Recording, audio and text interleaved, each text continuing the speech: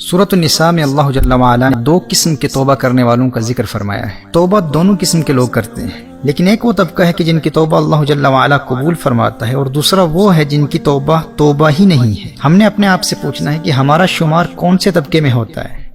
اللہ جل وعلا نے ارشاد فرمایا انما التوبۃ علی اللہ للذین یعملون السوء بجہالۃ ثم یتوبون من قریب فاولئک یتوب اللہ علیہم وکان اللہ علیما حکیما۔ وہ توبہ جس کا قبول کرنا اللہ جل وعلا نے اپنے فضل سے لازم کر لیا ہے، وہ صرف انہی کی ہے جو نادانی سے برائی کر بیٹھیں پھر تھوڑی دیر میں توبہ کر لیں۔ ایسوں پر اللہ اپنی رحمت سے رجوع کرتا ہے، اور اللہ علم و حکمت والا ہے۔ غور کیجئے گا، وہ لوگ جن کی توبہ اللہ جل وعلا قبول فرما لیتا ہے، یہ وہ ہیں جو نادانی کی وجہ سے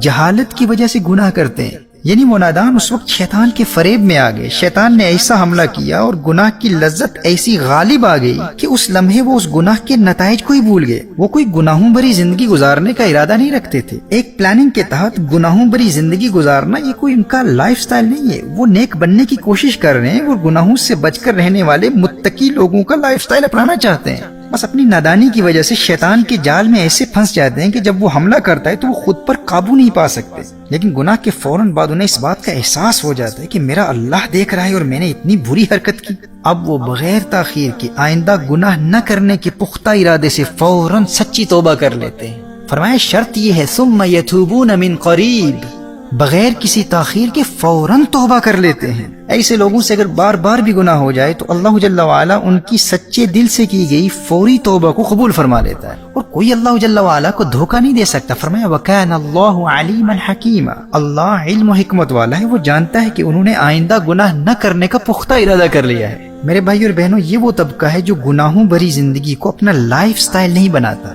اگرچہ ان سے گناہ ہو جاتے ہیں، لیکن یہ گناہ اس وقت کی نادانی کی وجہ سے ہوتے ہیں۔ یہ اندر ہی اندر ندامت و شرمندگی کے ساتھ کڑتے رہتے ہیں اور اس گناہ کی تکلیف کو اپنے باطن میں محسوس کرتے ہیں، اور پھر سچی توبہ میں تاخیر بھی نہیں کرتے۔ ایسے لوگوں کی توبہ اللہ قبول فرما لیتا ہے۔ لیکن دوسرا طبقہ وہ ہے جو اس وقتی غفلت و نادانی کی وجہ سے گناہ نہیں کرتے،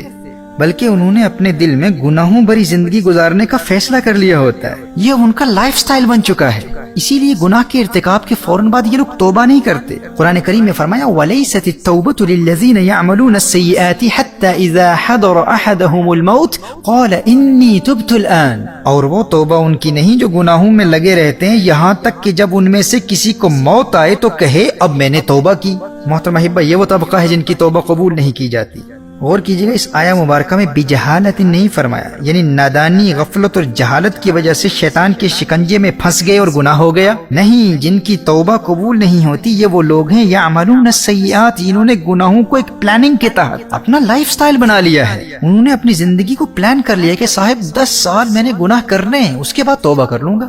ایسے لوگ کہتے ہیں کہ ہاں مجھ سے گناہ ہوا ہے، لیکن میں تو ابھی جوان ہوں نا، ابھی بہت وقت پڑا ہے، ابھی میں نے کم از کم 2 سال تو اپنی لائف کو بھرپور انجوائے کرنا ہے، پھر ایسی توبہ کروں گا کہ دنیا حیران ہو جائے گی۔ ابھی اتنے عرصے کی محنت کے بعد بڑی مشکل سے فلاں لڑکی سے میرا رابطہ ہوا ہے، ابھی تو بات چیت شروع ہوئی ہے، بس ایک مرتبہ اسے حاصل کر لوں نا، پھر اس کے بعد میں توبہ کر لوں گا، پختہ توبہ کروں گا۔ بھائی فلاں کاروبار میں مصروف ہوں، بس 2 سال تک خوب دولت کمانی ہے میں نے، اس کے بعد دیکھنا مجھ سے بڑا کوئی متقی نہیں ہوگا، بس یار رمضان المبارک تک گناہ کروں گا، اس کے بعد میری زندگی میں انقلاب آ جائے گا۔ اب کچھ لوگوں نے ایسی پلاننگ کی ہوتی ہے کہ بس 6 مہینے تک مزید گناہ کروں گا اور پھر دیکھنا حج پر جاؤں گا، پھر میری زندگی میں ایسی تبدیلی آئے گی کہ تم مجھے پہچان ہی نہیں پاؤ گے۔ اب یہ وہ طبقہ ہے جن کے متعلق اللہ جل وعلا نے ارشاد فرمایا کہ ان کی توبہ ہی نہیں ہے۔ ایسی توبہ کرنے والوں کے ذکر کے دوران اللہ جل وعلا نے یہ نہیں فرمایا یعملون السیئات بجہالۃ کہ یہ وقتی غفلت و نادانی کی وجہ سے گناہ کر بیٹھتے ہیں، نہیں، بلکہ یہ مکمل پلاننگ کے تحت گناہ کرتے رہتے ہیں کہ ہم ایک خاص مدت تک اللہ کی نافرمانی کرتے رہیں گے۔ اب یہ وہ لوگ ہوتے ہیں جنہیں آپ توبہ کی دعوت دیں تو یہ کہتے ہیں کہ بھئی آپ ہمارے لیے دعا کیجئے، بس آپ کی دعاؤں کی ضرورت ہے، اب میں زندگی کے اس حصے میں گناہ چھوڑ نہیں سکتا، اب کیا کروں، میں ایسا ہی ہوں۔ کچھ ایسے کہتے ہیں بس میں ایسا ہی ہوں، بھئی اب میں کیا کروں، بس چند سال تک گناہ کروں گا، اس کے بعد میں توبہ کر لوں گا، آپ ہمارے لیے دعا ضرور کیجئے گا۔ قرآن کریم میں اللہ جل وعلا نے ارشاد فرمایا ایسے لوگوں کی توبہ ہی نہیں، بلکہ ایسے لوگوں کو توبہ کا موقع ہی نہیں ملتا، یہ تاخیری حربے اختیار کرتے رہتے ہیں حتی اذا حضر احدهم الموت قال انی تبت الان، یہاں تک کہ ایک باقاعدہ پلاننگ کے ساتھ توبہ کو مؤخر کرتے رہتے ہیں اور اچانک موت آ جاتی ہے اور موت کو دیکھ کر کہتے ہیں میں نے اب توبہ کر لی۔ دیکھیے اس طبقے سے تعلق رکھنے والوں کا جواب کبھی کچھ ایسا بھی ہوتا ہے کہ میں گناہ تو نہیں چھوڑ سکتا، لیکن میں ساتھ ساتھ صدقہ و خیرات بھی تو خوب کرتا ہوں بھائی، میں آنے والے 5 سالوں تک یا 10 یا 20 سالوں تک گناہ بھی کرتا رہوں گا، اور میری فلاں نیکیوں اور فلاں صدقات و خیرات سے حساب برابر بھی ہوتا رہے گا، اللہ جل وعلا بیلنس کر دے گا، العیاذ باللہ۔ اور پھر ایک وقت آئے گا کہ ان گناہوں کو بھی چھوڑ دوں گا۔ اچھا، کچھ لوگ کسی میریکل کے منتظر ہوتے ہیں، وہ کہتے ہیں ایک دن میری زندگی میں ایسا آئے گا، وہ حج کا دن ہو یا لیلۃ القدر ہو یا شب برات ہو، ایک ایسی رات آئے گی جو میرے دل کی دنیا بدل کر رکھ دے گی، بس میں اس میریکل کا منتظر ہوں، I'm just waiting for that miraculous night that will change my entire life. It will completely transform me, and until then I will continue with my sinful activities. اس وقت تک میں گناہوں سے بچ ہی نہیں سکتا۔ میرے بھائی اور میری بہنوں، یہ وہ لوگ ہیں جن کے متعلق اللہ جل وعلا ارشاد فرماتا ہے کہ اللہ ایسے لوگوں کی توبہ قبول نہیں فرماتا، یہ ایسے ہی زندگی گزارتے رہتے ہیں یہاں تک کہ ان کی موت آ جاتی ہے، اور پھر موت کو دیکھ کر کہتے ہیں اللہ ہمیں معاف فرما دے، آج میں نے توبہ کر لی۔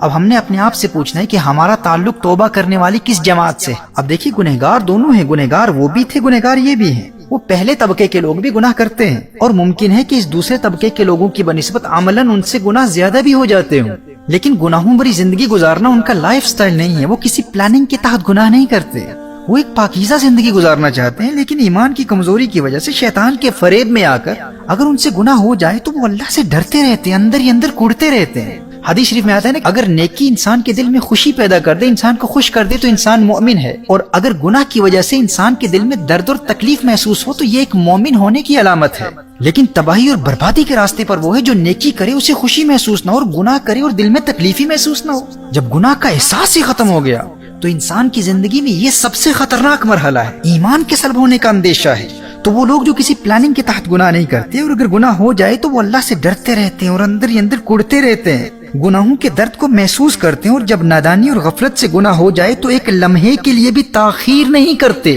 فوراً توبہ کر لیتے ہیں۔ تو اللہ جل وعلا ایسے گنہگاروں کی توبہ فوراً قبول کر لیتا ہے، کیونکہ وَكَانَ اللَّهُ عَلِيمًا حَكِيمًا۔ اسی آیت میں فرمایا کہ اللہ جانتا ہے، اللہ کو اس بات کا علم ہے کہ وہ اللہ سے ڈرتے بھی ہیں اور نادم و شرمندہ بھی ہیں، اور اس وقت توبہ انہوں نے آئندہ گناہ نہ کرنے کا پختہ ارادہ بھی کر لیا ہے، اور پھر توبہ میں تاخیر بھی نہیں کرتے، فوراً توبہ کر لیتے ہیں۔ اور دیکھیے، گناہ کے ارتکاب کے فوراً بعد توبہ کرنے والوں کا گناہ لکھا بھی نہیں جاتا، بلکہ 6 گھنٹوں تک فرشتہ گناہ لکھتا ہی نہیں ہے، اور کچھ اہل علم کے نزدیک 3 گھنٹوں کی روایت بھی ہے۔ المعجم الکبیر میں امام طبرانی نقل فرماتے ہیں، حضرت ابو امامہ رضی اللہ تعالیٰ عنہ روایت فرماتے ہیں کہ نبی کریم صلی اللہ تعالیٰ علیہ وآلہ وسلم نے ارشاد فرمایا، جب انسان نیکی کرتا ہے تو دائیں طرف والا فرشتہ نیکی فوراً لکھ لیتا ہے، اور جب انسان گناہ کرتا ہے تو دائیں جانب والا فرشتہ بائیں جانب والے فرشتے سے کہتا ہے امکث 6 ساعات فإن استغفر لم يكتب عليه وإلا أثبت عليه سيئة۔ جب انسان گناہ کرتا ہے تو دائیں جانب والا فرشتہ بائیں جانب والے فرشتے سے کہتا ہے 6 گھنٹوں تک گناہ نہ لکھ۔